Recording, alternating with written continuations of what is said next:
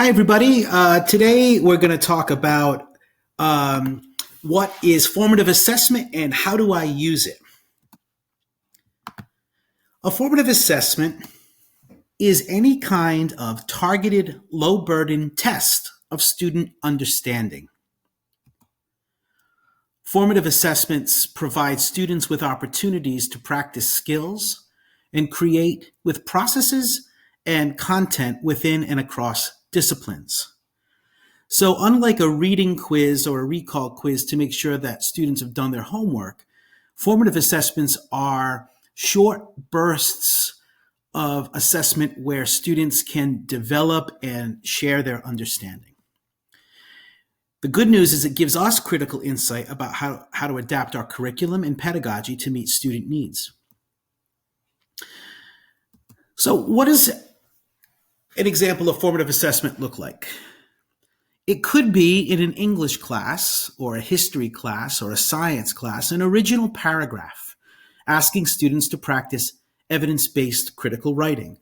For me as an English teacher, I might want students to really practice how to write a topic sentence that has a controlling idea, where a student develops and introduces evidence, analyzes that evidence, and has a great closing sentence that pulls things together while looking to the next piece of if this were a larger piece of writing.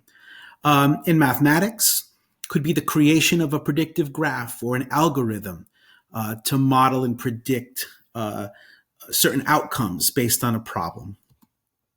Could be an original conversation in the target language. Maybe it's sight reading a new piece of music so that understanding of time signatures or accidentals or articulation marks is an evidence. This happens all the time.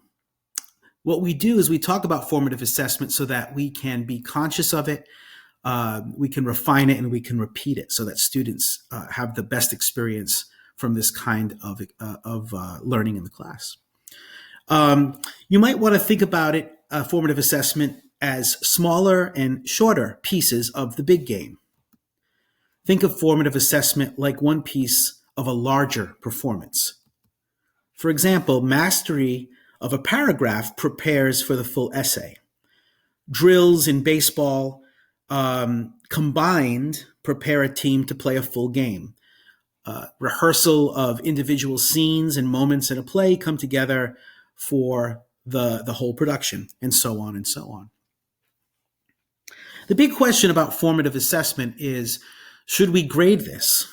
The answer is no. Don't grade it, but assess it. Make formatives a course requirement. It's not that students can blow them off or not take them seriously. They have to all be completed in order to pass the course. But resist the urge to put a letter grade down.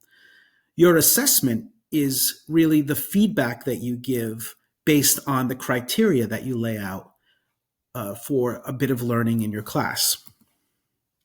So you're going to assess that work. Sometimes this is keyed to a rubric that you use or other expectations that you lay out.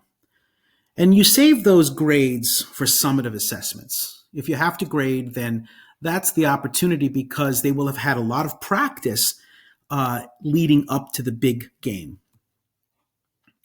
Okay, so we understand that a formative assessment is a short, low-burden assessment or test of understanding. How do we build one of these? So you want to identify a skill or an ability to be developed and tested. You want to create an assessment then that targets this specific skill or ability. And it's important that if I am asking students to write a well-structured critical paragraph, I may want to give them the topic, and I might even want to give them some evidence to include, because what I'm really testing is their paragraphing abilities. Now, if I wanted to test their ability to find evidence, I would build a different kind of assessment to do that.